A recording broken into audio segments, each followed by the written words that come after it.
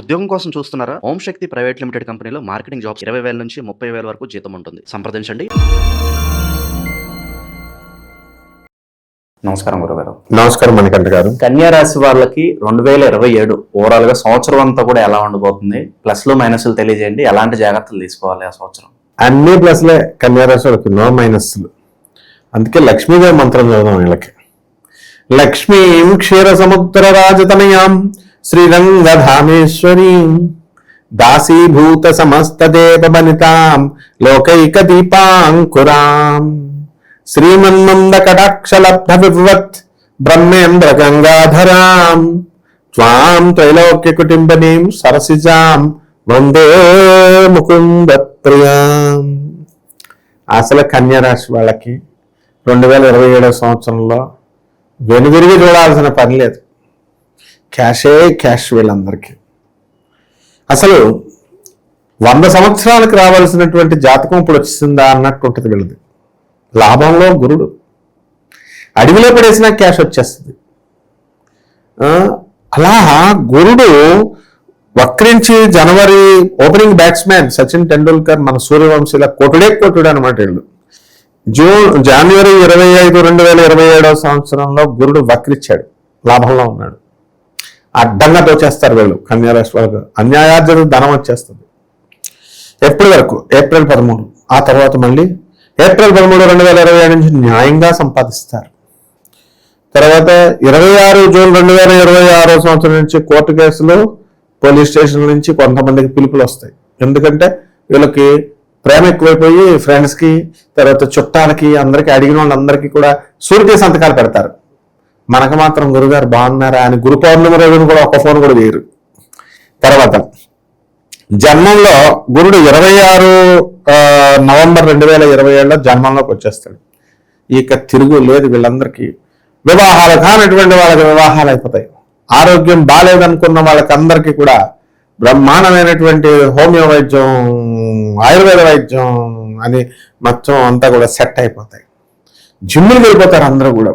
Body physique మంచిగా రక్షించుకుంటారు. ఆర్థరైటిస్లు తగ్గిపోతాయి, మోకాళ్ళ నొప్పులు. ఇంజక్షన్ పొడి చేస్తారు అంతే. 10,000 రూపాయలు ఒక ఇంజక్షన్ ఇస్తే అంతే, కాలు బాగుపడిపోయినాయి. వైవాహిక జీవితం, పెళ్ళిండి ఇదేదో ఎంసెట్ ఎగ్జామ్ లాగా, పెళ్ళి అవట్లేదండి. ఎంసెట్ ఎగ్జామ్ రాయాలా, ర్యాంక్ ఎంత వస్తుందో, ఇంటర్ రోడ్ పాస్ అవుతాడా, ఇది విద్యార్థులకి.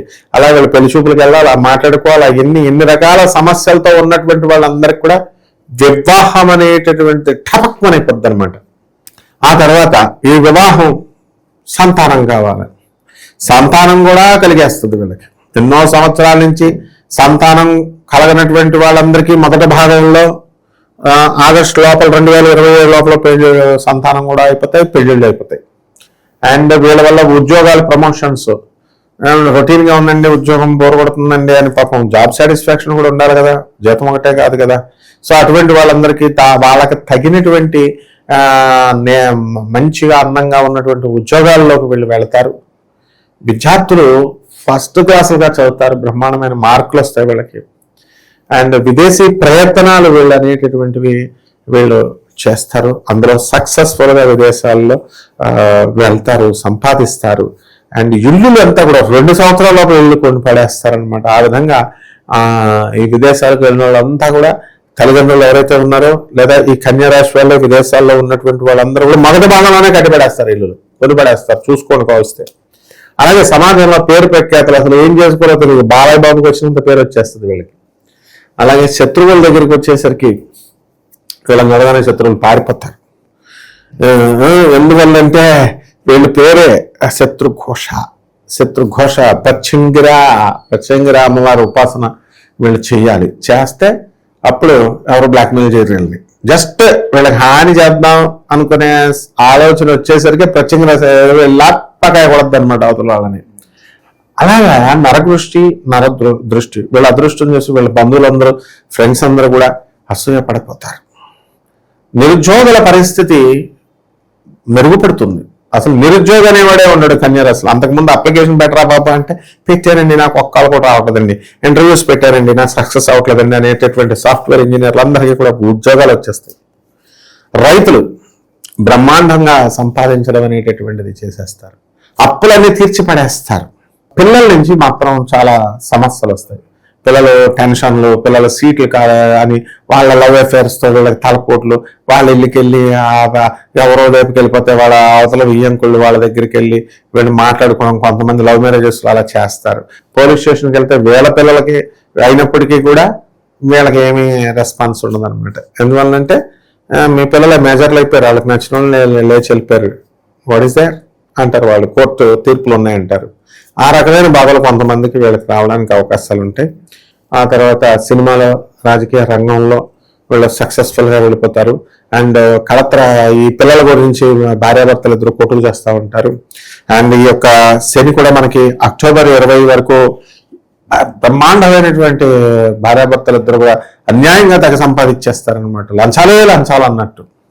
ఆ తర్వాత శని డైరెక్ట్ అయిపోయి 24 డిసెంబర్ 2027 నుంచి మంచిగా చక్కగా మనకి వీళ్ళు సవ్యదశలోకి వచ్చేసి మంచిగా నీతివంతంగా సంపాదించడం ప్రారంభిస్తారు. ఎవరైతే అక్రమ సంబంధాలు ఉన్నాయో అటువంటి వాళ్ళందరూ కూడా ఇమీడియట్ వదిలేసుకోవాలా, లేకపోతే కనుక వీళ్ళు దొరికిపోవడానికి అవకాశాలు ఉంటాయి. అండ్ సినిమాలో, రాజకీయ రంగంలో ఉన్నటువంటి వాళ్ళు, హీరోయిన్లు వాళ్ళు బాగా సంపాదిస్తారు. దూర ప్రయాణాలు బాగా చేయాల్సి వస్తుంది.